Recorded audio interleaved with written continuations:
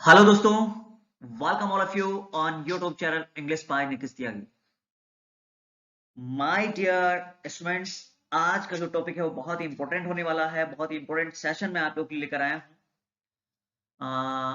Advanced error. बच्चों, आज का जो टॉपिक है वो पूरा बैंकिंग को लेकर मैंने पूरा बनाया है, और जितने भी आईपीपीएस के लोग हैं या एसबीआई के लोग हैं वही इस वीडियो को बड़े ध्यान से देखिए। मैंने ये जो वीडियो बनाया है वो आईपीपीएस को लेकर बनाया है और स्टूडेंट्स को लेकर, एसबीआई को लेकर। एक्चुअली आपके एग्जाम में ना बहुत एडवांस टाइप की एरर्स आ रही हैं, और वही एडवांस टाइप की जो एरर्स है मैं लेकर आया। तो जरा वीडियो को बस ध्यान से देखेंगे और लास्ट तक देखेंगे। देखिए क्या है, मैंने कहा ये आईबीपीएस और एसबीआई और जितने भी बैंकिंग एग्जाम्स हैं, मैं इनकी ही बात नहीं करूंगा। जितने भी बैंकिंग एग्जाम्स हैं उन सबके लिए बहुत ही फ्रूटफुल होने वाला है, और चीजें आप लोग को बड़े अच्छे से क्लियर भी होगी। तो भैया जितने भी बैंकिंग एग्जाम वाले हैं बड़े ध्यान से देखिएगा, और अगर चीजें समझ में आए तो भैया कमेंट भी कर देना, और वीडियो अगर समझ में आती है तो लाइक और सब्सक्राइब भी कर लिया करें भाई। तो बैंक के लिए बड़ा इंपॉर्टेंट है। आइए सबसे पहले first of all we are going to talk क्या, इंस्ट्रक्शंस। भाई इंस्ट्रक्शंस क्या बोल रहा है जरा सबसे पहले इनको समझना जरूरी है। देखिए स्टूडेंट्स क्या बोल रहे हैं, read each sentence to find out. यार हर सेंटेंस को आपको पढ़ना है और फाइंड आउट करना है क्या where there is any error in it, कि क्या किसी पार्ट में एरर है या नहीं है। एक तो ये हमें देखना है the error if any will be in one और मोर सेंटेंस, कि अगर एरर होती है एक सेंटेंस में या भैया एक से ज्यादा सेंटेंस में, तो आपको तब क्या करना है ये इंपोर्टेंट है। देखिए इंस्ट्रक्शन बड़ी इंपोर्टेंट है। क्या करना है, then choose the sentence without error. मतलब क्या है, आपको ये देखना है भैया किस सेंटेंस में एरर है, लेकिन चूज उसको करना है जिसमें एरर नहीं है। विदाउट एरर वाला सेंटेंस आपको चूज करना है फ्रेंड्स। और दूसरी एक इंपॉर्टेंट बात आपको बता दूं कि अब तक आप लोगों ने बैंकिंग में जो पढ़ा एक लेंथी सेंटेंस होता था, उसके 4 पार्ट होते थे बच्चों। ये 4 पार्ट वाला नहीं है। देखिए यहाँ पर 5 सेंटेंसेस गिवन है, वो पूरा सेंटेंस के पार्ट नहीं है। पूरे सेंटेंस में आपको देखना है कि पूरे सेंटेंस में where is error and where is not, कहां पर एरर है और कहां पर एरर नहीं है। आई होप सो मेरी बात क्लियर होगी। और कह रहा है अगर एरर नहीं है तो उस सेंटेंस को ही भैया क्या करना है, अपना आंसर मार्क करना है। आई होप सो बात क्लियर हुई है दोस्तों। If there is error in all the sentence, अब देखिए क्या बोल रहे हैं, अगर भैया सारे सेंटेंस में एरर है, then your answer is E, then your answer is E. तो भैया आपको ई को अपने आंसर मार्क करना है। और last point is that ignore the errors of punctuation. अगर भैया कोई कोमा वगैरह की एरर है तो उसको क्या करें भैया, इग्नोर करें। तो आइए चलिए आगे बढ़ते हैं। देखिएगा क्वेश्चन नंबर फर्स्ट क्या है, किस तरह के क्वेश्चन होने वाले हैं। आज का वीडियो बहुत ही इंपॉर्टेंट है आप लोग के लिए, और यही एडवांस आपके पास एसबीआई पीओ हो या फिर बच्चों आईपीपीएस पीओ हो। देखिए थोड़ा सा टाइम टेकिंग है, पर चीजें रियली में जब मैं पढ़ाऊंगा आप लोग को आसान लगेगी और चीजें क्लियर हो जाएंगी। तो लेट अस सी। ये रहा फर्स्ट क्वेश्चन आपके सामने। फर्स्ट क्वेश्चन इज दैट, देखिए फर्स्ट क्वेश्चन क्या कह रहा है भैया। फर्स्ट क्वेश्चन बोल रहा है the cabinet secretary has mention. Cabinet secretary से पहले देखिए, सीएस से पहले भैया, कैबिनेट सेक्रेटरी से पहले उसने एक आर्टिकल दा लगाया है। और मैंने पहले भी पढ़ाया है कि भैया अगर किसी भी पोस्ट का नाम है तो उससे पहले आर्टिकल द आता ही आता है, चाहे वो बच्चों क्या है, टीचर है, प्यून है, सीएम है, डीएम है, तो हम उनसे पहले दा का यूज करते ही करते हैं दोस्तों। तो यहाँ पर कैबिनेट सेक्रेटरी क्या है भैया, एक पोस्ट है, और पोस्ट से पहले हमने दा लगाया तो सेंटेंस राइट है। देखिए सेंटेंस ए ये रहा आपके पास, B C D, sorry D B C, sorry D is here, that is actually Delhi. तो भैया 4 सेंटेंस में आपको ये देखना है। ऑप्शंस भी थोड़े से क्रिटिकल आपको लग रहे होंगे। देखिए पूरा बैंकिंग बेस है भैया, यहां तक कि मैट को भी, मैट और कैट में भी यहां से एरर आती है। तो देखिए the cabinet secretary has mentioned, बच्चों हैज मेंशन्ड है तो बच्चों वर्ब की थर्ड फॉर्म है, प्रेजेंट परफेक्ट है। कि सीएस ने, कैबिनेट सेक्रेटरी ने मेंशन किया है कि इफ ऑफिशियल्स, ऑफिसर्स मतलब बच्चों ऑफिसर्स, ऑफिसर्स का मतलब ही कर्मचारी हैं, turn up. Students turn up actually एक फ्रेजल वर्ब है, जिसका मतलब होता है जब हम कहीं पर भी इंटेंशनली जाते हैं, है ना। Come up, sorry come and go intentionally. अगर आप इंटेंशनली कहीं पर जा रहे हैं, आपका जाने का, आप तैयारी के साथ कहीं पर जा रहे हैं, तो दैट इज टर्न अप।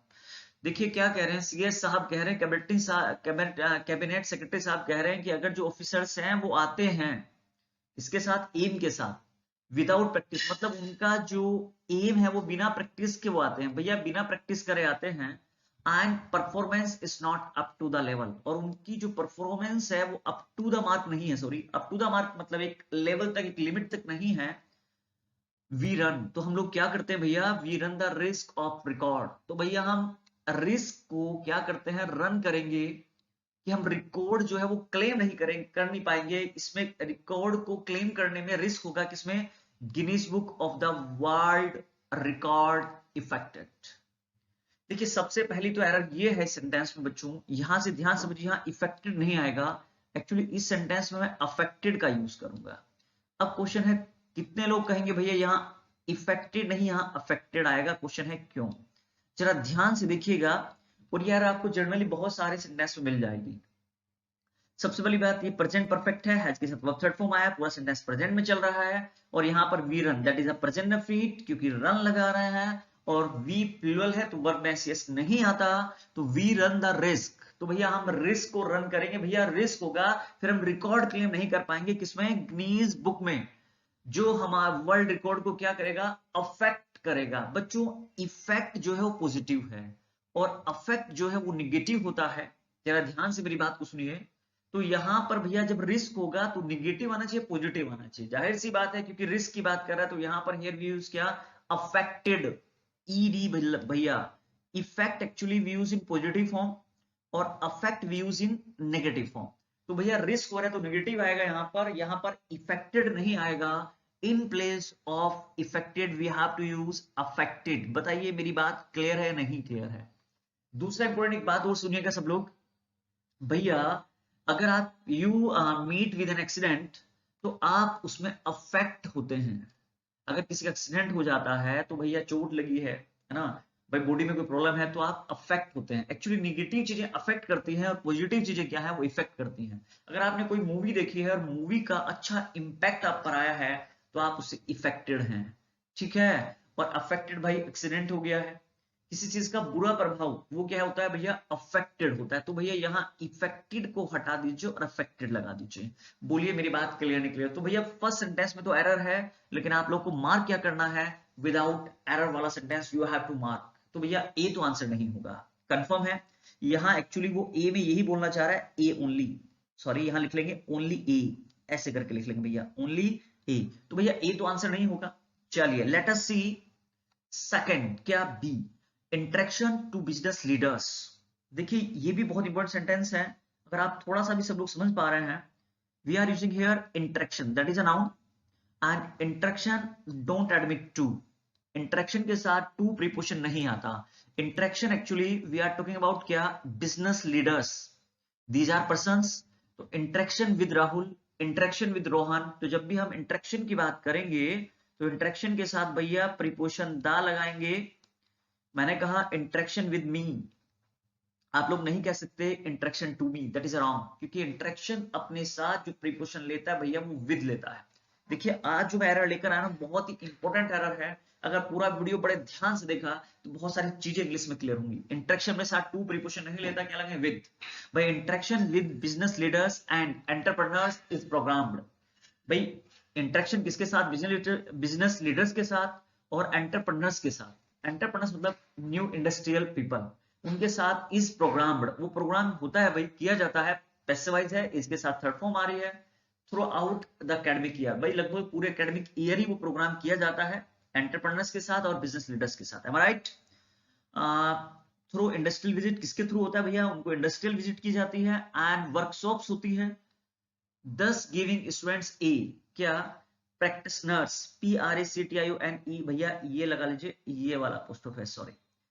ये स्टूडेंट्स को एक प्रैक्टिस करने का एक पर्सपेक्टिव देता है। पर्सपेक्टिव भैया, पर्सपेक्टिव का मतलब है एक नजरिया उनको देता है। ये जो प्रैक्टिस चलती है पूरे साल और इंटरेक्शन होता है बिजनेस लीडर्स के साथ, एंटरप्रेन्योर्स के साथ, तो इससे होता क्या है भाई, उससे क्या होता है कि स्टूडेंट्स को एक नजरिया मिल जाता है कि वो प्रैक्टिस करने लगते हैं कि भाई सब कुछ अच्छा अच्छा हो रहा है, तो we should practice, okay.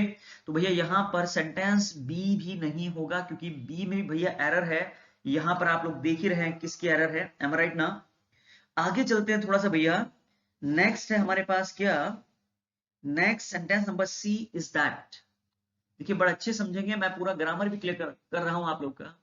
अनप्लानेड development, भैया जो डेवलपमेंट बिना प्लान के हो रहा है, एंड लेक ऑफ विल, भाई sorry lake of political will, भाई पॉलिटिकल इच्छा की जो कमी है, लैक है, एंड पब्लिक कंसर्न है, हैज led, लीड की बच्ची थर्ड फॉर्म है, led to Delhi achieving the ignominious, ignominious my dear shameful, शर्मनाक जिसे हम लोग कहते हैं, ignominious लिख लीजिए, एडजेक्टिव्स है, shameful distinction of being one of the most populated capitals in the world. Meaning I hope so clear हो गया होगा कि भैया जो अनप्लानिंग डेवलपमेंट है, मतलब बिना प्लान के डेवलपमेंट की जो बात हो रही है, जो डेवलपमेंट तो हो रहा है लेकिन बिना प्लानिंग के हो रहा है, and lack of political will, मतलब पॉलिटिकल विल नहीं है बिल्कुल भी, उसकी कमी है भाई, देखिए क्या बोल रहा है, उसकी क्या है, कमी है, एंड देखिए next point is that, okay, तो भाई दोस्तों देखिए क्या यहां पर अगर आप देखें क्या है, अनप्लानिड जिसकी मैं बात कर रहा हूं, अनप्लानिड क्या, development and lake of political will, भैया अगर आप देख रहे हैं यहां पर हैज लीड है, जो मैंने बताया है लीड की थर्ड फॉर्म है लैड, और लैड अपने साथ टू ही प्रीपोजिशन लेता है। यहां पर अगर आप एरर देखें तो देखो क्या है, एरर की अगर मैं बात करता हूं, एरर इज हियर क्या, स्टूडेंट्स इस सेंटेंस में हैव आया हुआ है, क्या आया हुआ है, हैव आया हुआ है, सॉरी हैज आया हुआ है, हैज नहीं बच्चों, यहां पर हैव का यूज करना होगा। क्वेश्चन ये है कि हैव क्यों सर, बच्चों देखिए there are three subjects, first subject is unplanning development, and second is lack of political will and public concern. तो बच्चों तीन सब्जेक्ट हम लोग यूज कर रहे हैं, तो देयर आर थ्री सब्जेक्ट, तो we have to use plural verb, has को हटा दीजिए और हैव को यूज करना है। आई होप तो समझ में आ गया होगा। देखिए मीनिंग कह रहा है कि जो अनप्लानिंग डेवलपमेंट है और पॉलिटिकल विल की जो कमी है, पॉलिटिकल इच्छा की जो कमी है, और पब्लिक का जो कंसर्न है, उसकी वजह से हुआ क्या है, have lead to Delhi, Delhi में भैया क्या हुआ है, अचीविंग द इग्नोमिनियस डिस्टिंक्शन, भैया दिल्ली ने अचीव कर लिया एक सेमफुल पहचान उसकी बन गई है, कहां पर भैया, वो being one of the most populated Capitals in the world, कि भैया वो वर्ल्ड में एक मोस्ट पोल्यूटेड क्या बन गई है भैया, कैपिटल्स बन गई है, मतलब सबसे ज्यादा पोल्यूशन जो है भैया वो दिल्ली में है, और ये किसकी वजह से, वो तीन फैक्टर्स कह रहा है, unplanning development, second lack of political will, और थर्ड क्या, पब्लिक कंसर्न, इसलिए हम लोग को यहाँ हैव यूज करना होगा, और हैज हैव के साथ वर्ब की थर्ड फॉर्म भैया ये रहा लैड। बोलिए मेरी बात क्लियर नहीं क्लियर है, तो हैज नहीं आएगा बिकॉज प्लूरल है, सब्जेक्ट से प्लूरल होता है तो वर्ब भी प्लूरल आता है। तो आई होप स्टूडेंट्स क्लियर हुआ होगा जो मैं बोल रहा हूं, ठीक है। इग्नोमियस का मीनिंग लीजिएगा सेमफुल, डिस्टिंक्शन बन गई है, उसकी पहचान बन गई है भैया, और सबसे मोस्ट पॉपुलर, सबसे मोस्ट पोल्यूटेड कैपिटल बन गया है कौन, दिल्ली भैया, कहां, वर्ल्ड में। आइए बच्चों यहां भी एरर थी, तो भैया ये भी आंसर नहीं होगा, डी को चेक कर लेते हैं। Amnesty international released a detailed report, क्या कह रहा है कि एमनेस्टी ने, एमनेस्टी बच्चों that is the name of a institute, institutions है, एमनेस्टी इंटरनेशनल ने एक डिटेल में रिपोर्ट रिलीज की है, क्या कहा है, एजर्टिंग, एजर्टिंग मतलब टू से समथिंग फोर्सफुली, उसको जब जोर देते हुए कहा है दैट द यूनियन गवर्नमेंट, की जो यूनियन गवर्नमेंट है हैज ऑफन रिफ्यूज्ड, कि गवर्नमेंट ने हमेशा मना किया है कि वो प्रोसिक्यूट नहीं करेगी, प्रोसिक्यूट मींस मतलब परस्यू, इसको भैया आर्मी को और पैरामिलिट्री पर्सनल को, पर्सनल मतलब बच्चों जो कर्मचारी हैं उनकी बात कर रहे हैं, PERSONNEL, जो ऑफिसर्स हैं, कि उन्होंने भैया एक्यूज किया है किसको, ह्यूमन राइट्स मिसयूजेस, भैया उन पर जो आरोप है किसका, ह्यूमन राइट्स मिसयूजेस का, तो गवर्नमेंट ने ये हमेशा मना किया कि उनको परस्यू नहीं करेगी, उन पर मुकदमा नहीं चलाएगी, समझ गए ना, प्रोसिक्यूट नहीं करेगी आर्मी को और पैरामिलिट्री के जो कर्मचारी है उनको, भैया उन पर जो आरोप है एक्यूज्ड ऑफ ह्यूमन राइट्स के जो मिसयूजेस के आरोप लगे हैं, कि गवर्नमेंट ने ये हमेशा मना किया है। तो भैया देखिए ह्यूमन राइट्स, एरर क्या है आपको बता दूं, पास्ट इंडेफिनिट है, इसमें कोई डाउट नहीं है, और ये रहा प्रेजेंट परफेक्ट हैज के साथ थर्ड फॉर्म रिफ्यूज्ड आया हुआ है। तो भैया देखिए ह्यूमन राइट्स मिसयूजेस, यहां पर मिसयूजेस नहीं होगा, यहां पर वी हैव टू यूज क्या, एब्यूजेस। अब क्वेश्चन है यहां पर एब्यूजेस क्यों यूज कर रहे हैं, इसका सिर्फ एक सिंपल सा रीजन है माय डियर स्टूडेंट्स, ह्यूमन जो राइट्स होते हैं वो मिसयूज किए ही नहीं जा सकते, क्यों, क्योंकि मोबाइल थोड़ा ही ना है भैया मिसयूज कर लेंगे, या आपकी जीमेल आईडी थोड़ा ही ना है मिसयूज कर लेंगे, या आपका पेन थोड़ा ही ना कि मैंने मिसयूज कर लिया। एक्चुअल जो ह्यूमन राइट्स होते हैं भैया, उनको क्या किया जाता है, खत्म किया जाता है, उनको अब्यूज किया जाता है, उनका गलत फायदा उठाया जाता है। तो चीजों का मिसयूज होता है, लेकिन जो राइट्स होते हैं, जो ह्यूमन राइट्स है भैया, उनको एब्यूज किया जाता है, उनको खत्म किया जाता है। तो यहाँ पर मिसयूजेस को रिमूव करना पड़ेगा, and we have to use क्या, एब्यूजेस। बोलिए ABUSES। तो भैया ए में भी एरर है, बी में भी एरर है, सी में भी एरर है, और डी पार्ट में भी एरर है। तो भैया यहाँ पर आप लोग को मार्क्स सिर्फ और सिर्फ फर्स्ट सेंटेंस में क्या करना होगा, नो एरर। देखिए कितना इंपॉर्टेंट था डिस्कशन, इसलिए मैं कहता हूँ मेरी चीजों को बड़े ध्यान से सुना करो, बहुत इंपॉर्टेंट होता है आप लोग के लिए। तो समझ में आ गया मिसयूज कहाँ, चीजों के लिए मिसयूज होता है, नॉन लिविंग्स के लिए मिसयूज होता है, लेकिन जो राइट्स हैं आपके, जो आपके अधिकार हैं, आपके जो राइट्स आपको मिले हैं, वो भैया अब्यूज होते हैं। तो भैया नेक्स्ट सेंटेंस पे आ रहा हूँ, सॉरी नेक्स्ट क्वेश्चन पे आ रहा हूँ। Question number 2 is here. जरा देखिए क्वेश्चन नंबर 2 की अगर बात करें तो क्या बोल रहा है, the palmist friend of Deepak had predict, past perfect हुआ भैया, हैड के साथ थर्ड फॉर्म है, दैट हिज सन, कौन, उसका जो बेटा है Prakhar, would become an artist, कि भैया वो क्या बनेगा, वो एक आर्टिस्ट बनेगा।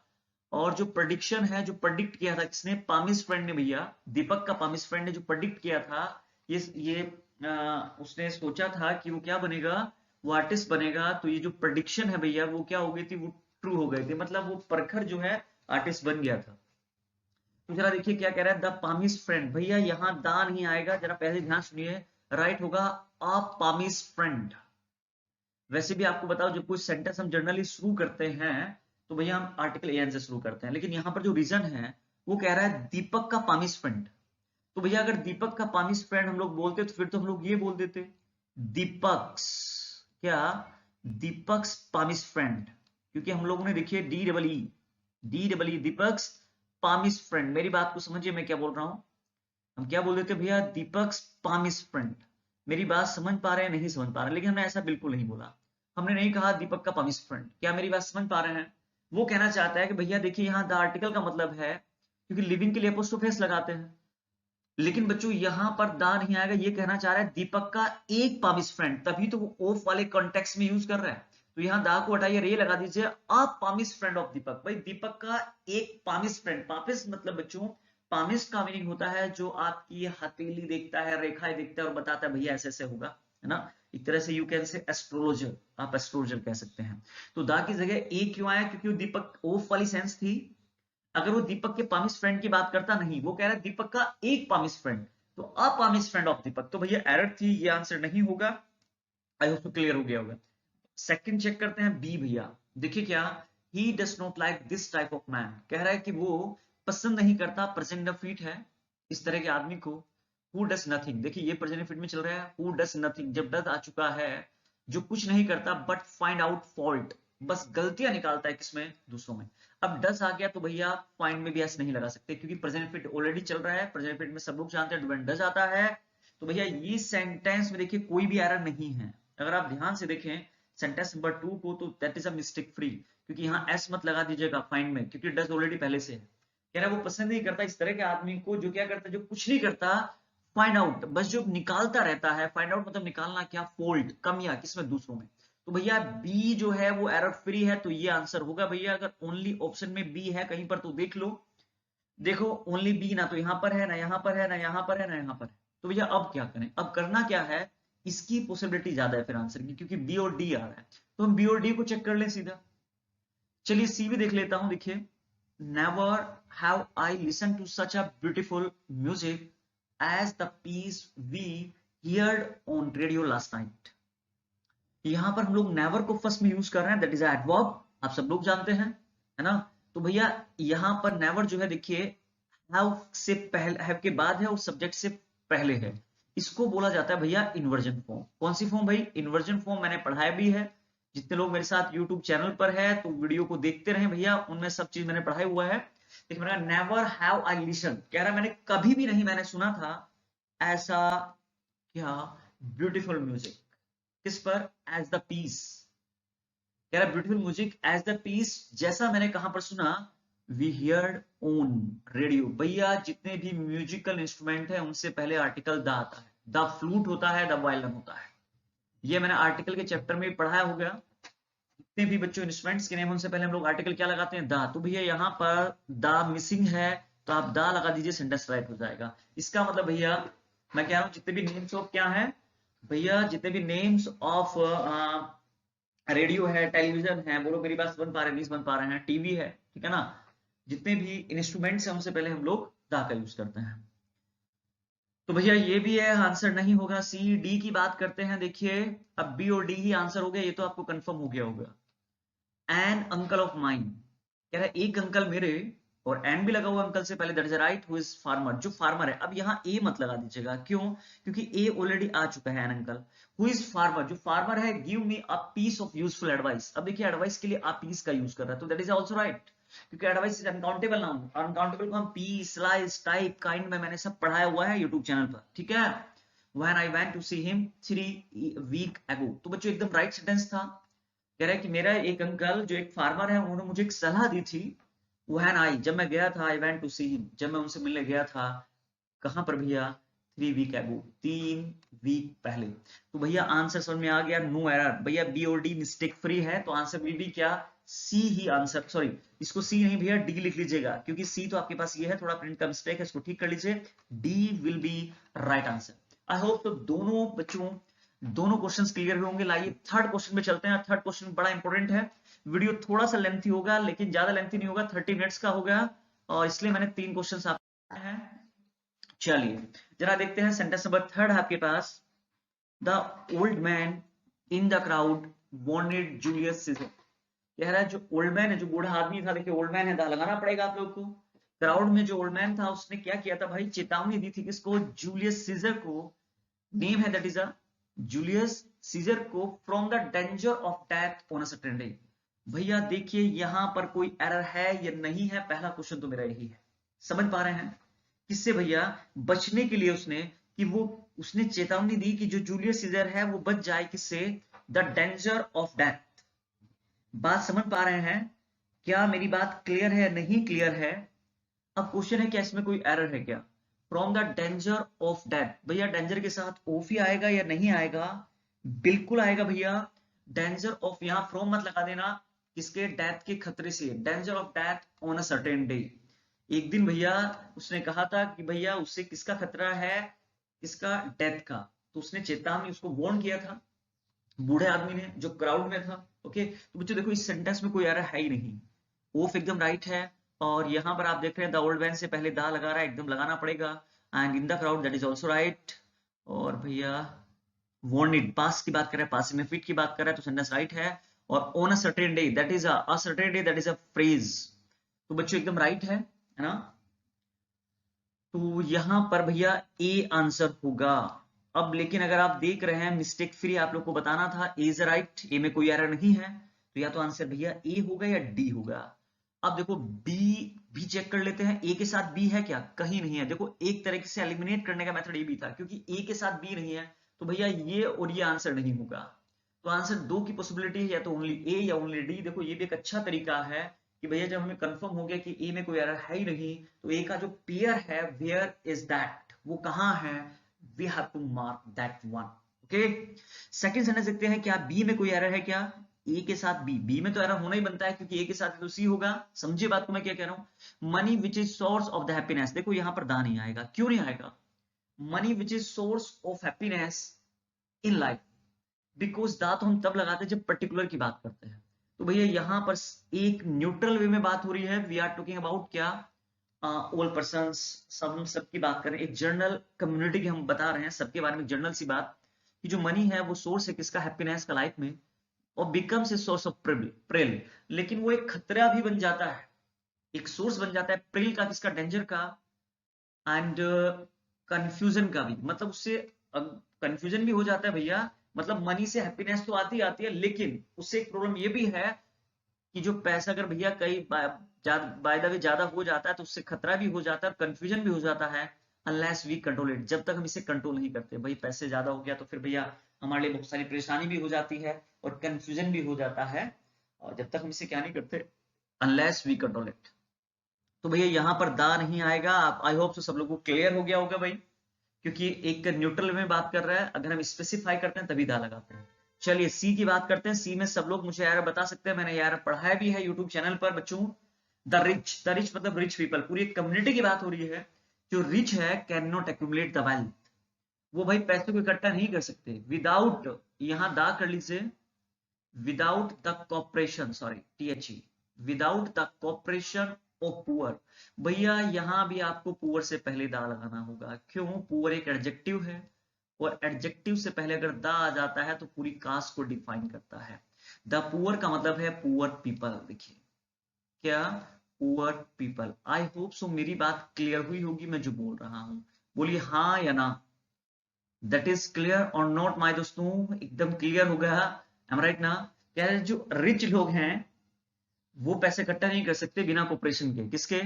गरीब लोगों के। द पुअर का मतलब ही स्टूडेंट्स यहाँ पर पुअर पीपल है। द रिच मतलब रिच पीपल, द ब्लाइंड मतलब the blind people, sorry the blind मतलब ब्लाइंड पीपल, है ना? The honest means honest people. बच्चों when we use an adjective, when we use the with an adjective तो it qualifies for caste, for category. Okay, तो बच्चों यहां पर भी आपको दा लगाना पड़ेगा। तो भैया ये आंसर नहीं होगा। बात करते हैं डी की। तो भैया देखिए अब सब लोग क्लियर हो गया होगा, क्योंकि ए सी में तो एरर है, तो भैया आंसर क्या होगा? ए होगा, क्योंकि ए में ही मिस्टेक फ्री है।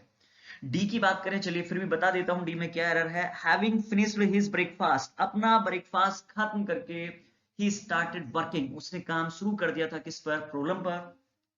प्रॉब्लम से पहले भैया दा लगाएंगे क्योंकि द प्रॉब्लम की बात कर रहा है। That have been awaiting, that have been awaiting disposal for the long time। देखिए मेरी बात, यहां पर अगर ध्यान से सेंटेंस में एरर क्या है, यहां पर दैट किसके लिए है भैया? प्रॉब्लम के लिए है, और problem that is a singular. तो भैया मुझे बताइए यहाँ हैव आना चाहिए या हैज आना चाहिए? भाई जब प्रॉब्लम सिंगुलर है तो हैव का तो कोई मतलब ही नहीं है, तो यहां भी एरर थी। दैट हैज बीन अवेटिंग, भाई जो बहुत समय से वेट कर रही थी डिस्पोजल फॉर। देखिए यहां पर एक बहुत इंपॉर्टेंट बात ये भी है, कह रहा है कि हाँ ठीक है ना, यहाँ तो एक तो यहाँ पर हम लोग हैज लगाएंगे। दूसरा इंपोर्टेंट क्या था? That has been awaiting. Disposal for the long time नहीं होता बच्चों, फॉर अ लॉन्ग टाइम होता है। तो इस सेंटेंस में देखिए दो एरर हैं। या तो फिर हम यहाँ पर प्रॉब्लम्स करें तब दैट हैव आएगा। ओके, और दैट यहाँ पर हम लोग प्रॉब्लम है तो दैट किसके लिए? प्रॉब्लम के लिए, तो हम लोग को हैज ही लगाना होगा, क्योंकि दैट बच्चों प्रॉब्लम सिंगुलर है और सिंगुलर के लिए दैट आया है, तो दैट क्या भैया? हैज लेगा। फिर प्रॉब्लम्स होता तो दैट हैव आ जाता। तो हैज करिए। अवेटिंग का मतलब होता है भैया वेट फॉर। देखिए अवेट के अंदर ही फोर होता है, पहले तो आप लोग ये समझ लीजिए। क्या मेरी बात क्लियर है नहीं क्लियर है? अवेट का मतलब ही वेट फॉर होता है, तो अवेट के साथ कभी फोर नहीं लगाएंगे। एग्जाम में ये भी बैंकिंग वाले भाई सब लोग सुन लो, बता दूं मैं आप लोग को, फिर मत कहना कि सर नहीं बताया था। फिर आप लोग कहेंगे सर बताया था या नहीं बताया था, चीजों को थोड़ा समझिएगा। ठीक है, जरा सब लोग देख लो भाई मैं जो बोल रहा हूं। ओके, देखिए बहुत इंपॉर्टेंट चीजें हैं।